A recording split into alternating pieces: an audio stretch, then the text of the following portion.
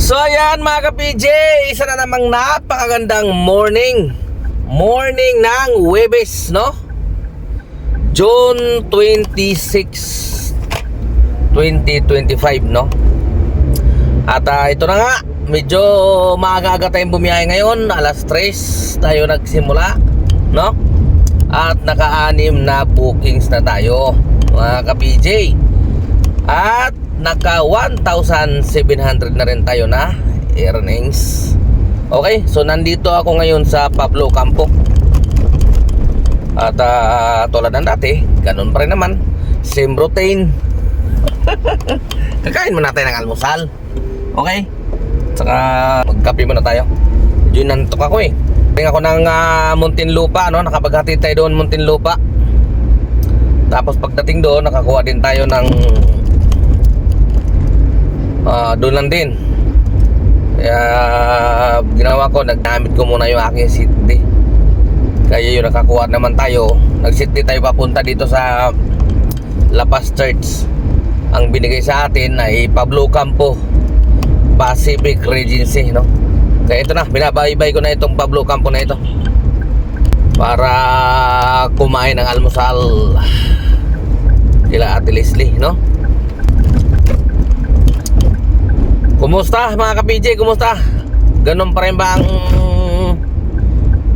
biyahean? Malakas pa rin ba para sa inyo?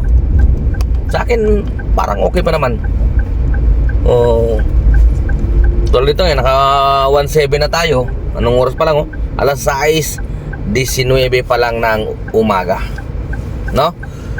At yun, mamadali na ako pumunta doon kay Ate Leslie. So maya-maya lang mga ka-PJ, update ko kayo, no? At tara, bilisan na natin at parang nasisir din ako. Let's go! Kaya na tayo. Ito, sinigang na bangus, pansit. Banat na, banat. Banat mga ka-PJ, almusal tayo.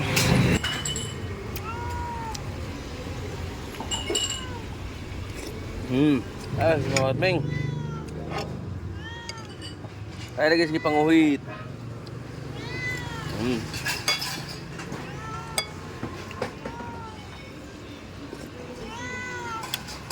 Ay, pangamuhit Ming.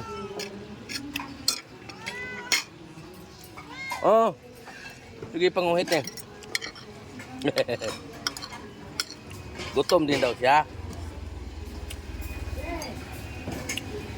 Hindi ka pinapakain ng ano? Amo mo?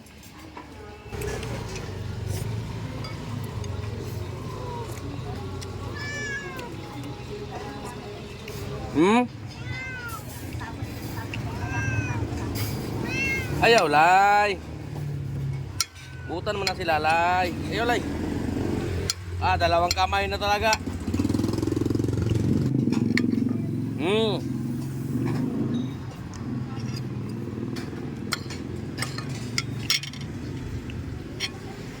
Update tayo mga ka-PJ. Ang oras natin ay alas 11:59.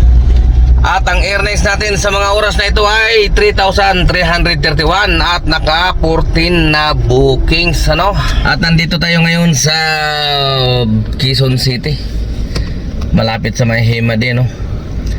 At medyo inaantok ako. So tayo ay mag tulog-tulugan na muna. Tulog muna tayo mga ka-PJ. Wala lang to, kinaantok ako. So bago tayo kumain ng tanghalian, matulog muna tayo. Pagising mamaya saka na tayo kumain. Okay, so mamaya ulit mga ka-PJ, ako magtulog-tulugan na muna. So ayan mga ka-PJ, update tayo. Ang oras natin ay alas 7:27 na ng gabi. At ito na, pauwi na tayo. Dito na tayo sa Araneta. Tapos akyat tayo doon sa Harbor Link ulit, Sinlex. At ang earnings lang natin na malungkot ngayon, hindi maganda yung ating Bravo ngayon. Ayun, ito lang yung ating earnings, 4,382. Wala, hindi masyadong maganda natin, puro maliliit. Pero ang kaganda naman yan, naka 20 na bookings tayo.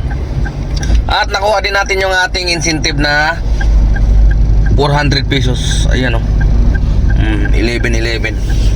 So yun na nga.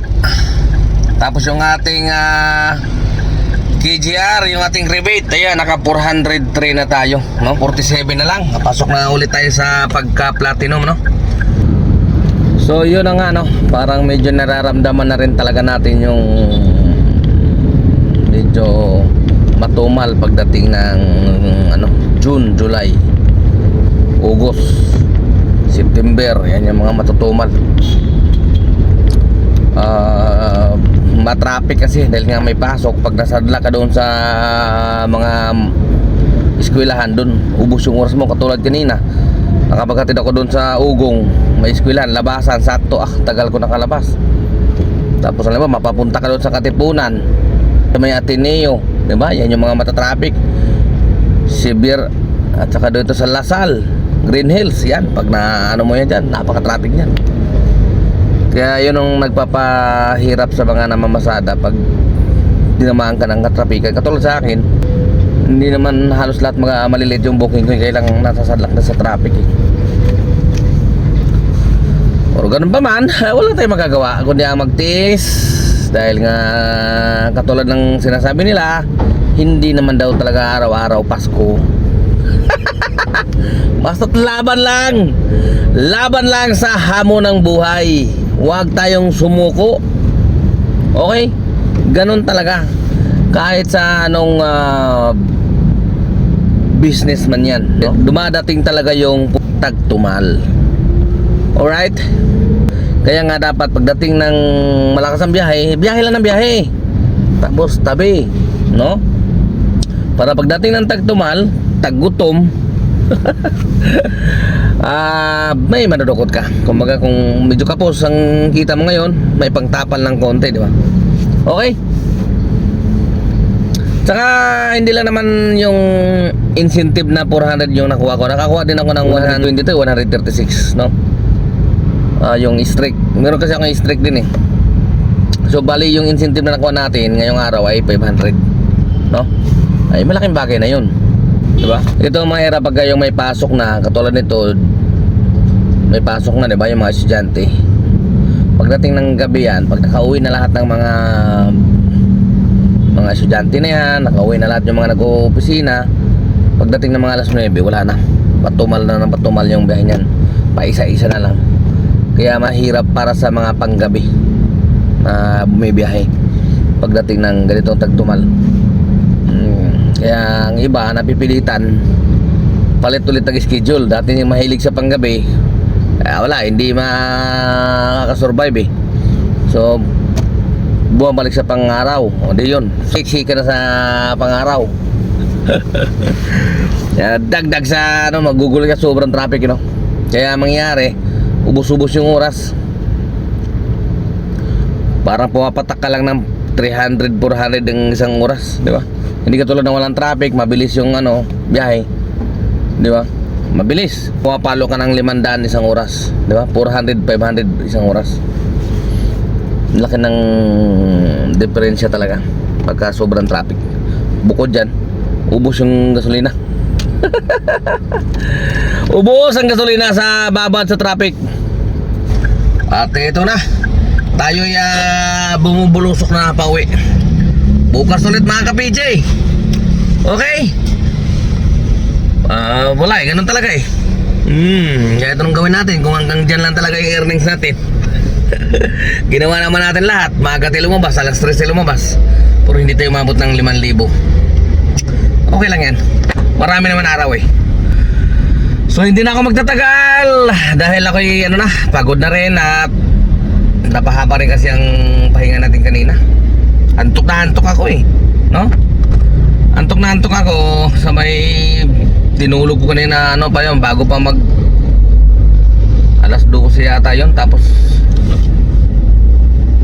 alas 3 na tayo nagsimula ulit. Antok na antok ako eh. Sige mga ka-PJ, ako yung magpapalam na muna pansamantala. Ka-PJ nyo, temporary, signing off. Adios sa inyo lahat. Ingat mga ka-PJ, ingat ha. At madulas ang kasi maulan-ulan sa mga ibang lugar.